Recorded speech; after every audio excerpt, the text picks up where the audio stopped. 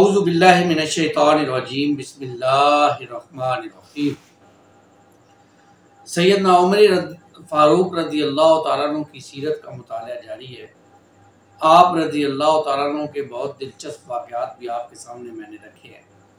آج ایک اور ایمان افروز واقعہ آپ سنیے اور صحابہ کی زندگیوں کو جانیے اور پہچانیے کہ صحابہ کی زندگیاں کیسی تھیں۔ سیدنا عمر رضی اللہ تعالیٰ عنہ کا معمول تھا کہ آپ شام کو رات کو گشت کیا کرتے تھے، محلے میں گلیوں میں گھوما کرتے تھے، لوگوں کے حالات کا علم رکھتے تھے، اپنی رعایا کا خیال رکھتے تھے۔ ایک مرتبہ ایسے ہوا کہ آپ رات کو کچھ گشت کیا اور کچھ ایک دو محلے یا ایک دو گلیاں جو ہے وہ آپ کے رہ گئیں۔ آپ نے صبح فجر کی نماز کے بعد ابھی کیونکہ کچھ اندھیرا تھا تو آپ نکل پڑے۔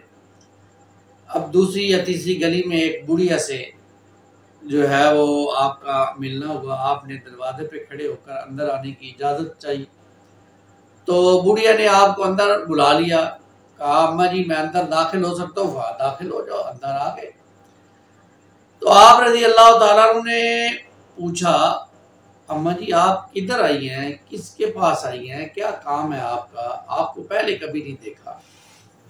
تو وہ اماں کہنے لگی کہ میں رسول اللہ صلی اللہ علیہ وسلم کے مزار پر آپ صلی اللہ علیہ وسلم کی قبر اقدس پر حاضر ہو کر امیر المومنین سیدنا عمر رضی اللہ تعالیٰ عنہ کی شکایت کرنے آئی۔ اماں جی کیا شکایت ہے آپ کی، آپ عمر کے بارے میں کیا شکایت کرنا چاہتی ہیں؟ میں بیٹا اس کی شکایت کرنا چاہتی ہوں کہ میں بوڑھی ہوں اور میری ہڈیاں اب کمزور ہو گئی ہیں اور میں اب کچھ کر نہیں سکتی ہوں، اور عمر کو میرے حالات کا پتہ ہی نہیں ہے، عمر کو میرے حالات کا پتہ ہی نہیں ہے۔ تو سیدنا عمر نے کہا اماں جان اب بتائیے امیر المومنین کو آپ کے حالات کا کیسے پتہ چلے گا، اور جب پتہ نہیں چلے گا تو وہ اس کا حل کیسے نکالے گا؟ تو اماں کہنے لگی اگر اسے اپنی عوام کے مسائل کا نہیں پتہ ہے تو وہ حکمران کیوں بنا ہے، وہ امیر المومنین کیوں بنا ہے اگر اسے نہیں پتہ ہے؟ تو میں تو حبیب کریم صلی اللہ علیہ وسلم کی قبر پر اس کی شکایت لے کر جاؤں گی، اور ہو سکتا ہے ابھی میں عمر کے آخری حصے میں مر جاؤں اور میں رسول اللہ صلی اللہ علیہ وسلم کے پاس پیش ہو کر یہ شکایت کروں گی کہ عمر نے جو ہے وہ میری داد رسی نہیں کی۔ کہا اماں جی آپ کا عمر کو کیا پتہ ہے، عمر بیچارے کو تو کچھ پتہ نہیں ہے آپ کا، اور آپ اتنی بڑی بات کہہ رہی ہیں کہ رسول اللہ صلی اللہ علیہ وسلم کے آگے شکایت کریں گی، تو میں آپ کے مسئلے کا حل کر دیتا ہوں، مداوع کر دیتا ہوں، تو آپ عمر کو معاف کر دیں اور عمر سے جو غلطی ہوئی ہے اسے معاف کر دیں۔ اب آپ اندازہ کریں ابھی عمر سے غلطی تو ہوئی نہیں ہے، آپ امیر المومنین کو تو پتہ ہی نہیں ہے، لیکن اماں اس بات پر بضد رہی کہ میں عمر کی شکایت کروں گی۔ آخر کار سیدنا عمر رضی اللہ تعالیٰ عنہ نے ان کی خدمت کی، جھاڑو لگایا اور ان کو جو ہے وہ سارے معاملات کر کے دیے۔ اتنی دیر میں سورج جو ہے وہ نکل آیا اور صحابہ بھی ڈھونڈتے ڈھونڈتے سیدنا علی رضی اللہ تعالیٰ عنہ بھی وہاں پہنچ گئے۔ تو آپ نے کہا علی رضی اللہ تعالیٰ عنہ کہا امیر المومنین آپ یہاں ہیں، ہم تو آپ کو مدینے میں مسجد نبوی میں ڈھونڈ رہے ہیں۔ اب اماں کو معلوم ہوا کہ یہ تو عمر ہے، تو کہنے لگی اچھا تو تم عمر ہو، ٹھیک ہے۔